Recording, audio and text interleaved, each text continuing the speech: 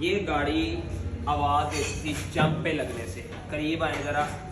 ये सील होती है कंघी की, ये सील अक्सर लीक हो जाती है जिसकी वजह से इसके अंदर पानी जाता है और पानी इन बोर्ड के अंदर इस मशीन के अंदर चला जाता है, जिसकी वजह से आपकी गाड़ी के अंदर ये जो कंघी के अंदर बुश होता है ये ख़राब हो जाता है और गाड़ी टक टक की आवाज़ देती है। तो इस गाड़ी का भी कोई ऐसा मसला था, इसके ये गोली एंड वगैरह ये लूज़ हो गए हैं। ये सारा कुछ प्रेस करवाएंगे, ओके करवाएंगे और इंशाल्लाह गाड़ी ठीक हो जाएगी। अलशी ऑटो के लिए अपनी लक्ष्य एंड कार ऐसी गुजरा वाला रोड जिना चौक खास।